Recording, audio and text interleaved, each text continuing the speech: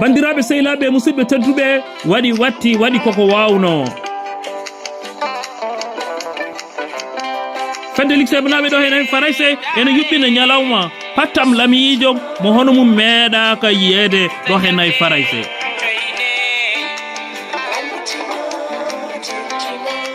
ñalawma o waɗata ko ñande hoore biir jeetati korse ujunnaji ɗiɗi e nogas e nayyi woni samedi 8 juin 2024 ɗo hen Massy tawi ñiɓirde nde ko 1 avenue du général de Gaulle 91 300 Massy.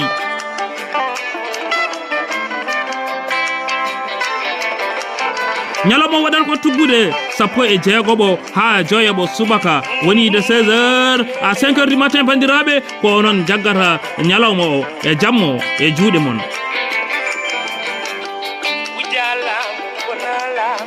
ñalawma o bandiraɓe ko ñalawma pinal ñalawma nalankagal ñalawma welnere ñalawma jokkodiral e ñalawma jokkere enɗam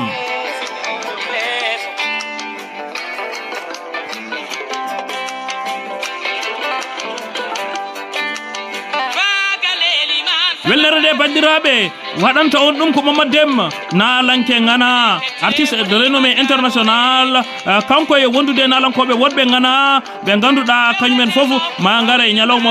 o dokka ɗum fodde mum e tolno muɗum ene jeeya hen Sira Darame Penda Wuri Dillan Malik Dia Moussa Wade e nalankoɓe wodɓe bandiraɓe ma gar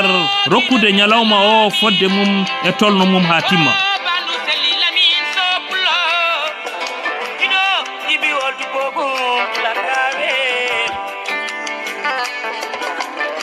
ñalawma o bandiraɓe ma waɗi hen jewte pattam lamije les nouvelles lois de l'immigration tawi waɗanten ɗum ko maître Diallo Mamoudou l'histoire de la Mauritanie de la colonisation nos jours tawi waɗanten ɗum ko professeur Ibrahima Abou Sall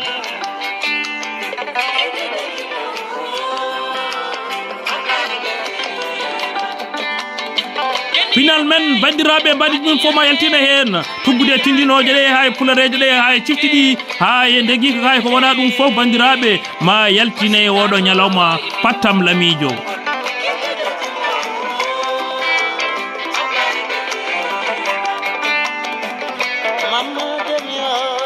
bandiraɓe sehilaɓe musidɓe tedduɓe holi teddiniraɗo ono ñalawma teddiniraɗo ñalawma ko son excellence l'ambassadeur de Mauritanie en France le maire de Massy le député du département de Lexeyba tous les directeurs généraux de Lexeyba ko noonne kadi hono maire de Lexeyba dendagal pelle guure meɗen to mbawi wonde foof ɗo hen farayse dendagal yiɗɓe pinal Afrique e pinal fulɓe ko herti kañumen foof ene mbiya bisimilla mumen o ñalawma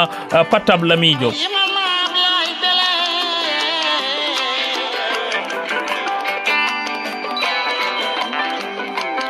bandiraɓe sehilaɓe musidɓe tedduɓe ngara e keewal ngara e peewal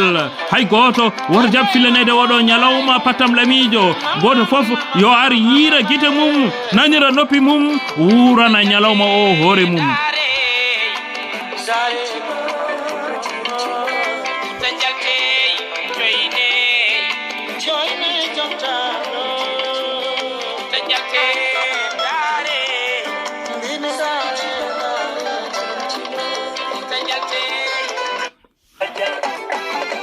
sabu nimsa ala ko nafanta goto e oɗo ñalawma sabu goto foof yo ar yiira guite mum nanira noppi mum bandiraɓe hay goto ɓoto jaab heddade caggal nden noon bandiraɓe gande oɗo ñalawma ko ñalawma moɗon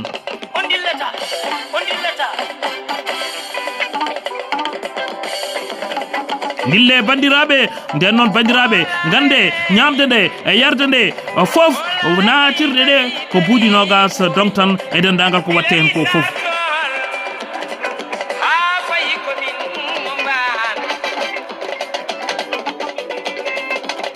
nden noon bandiraɓe sehilaɓe musidɓe tedduɓe onon foof on bismama guila ɗo e farayse ha e leyɗele Europe keddiɗe ɗe kala ha to do Afrique hay goto duulaka hay goto woppaka gaare e keewal bandiraɓe wan noon ñalawma o ko ñalawma moɗon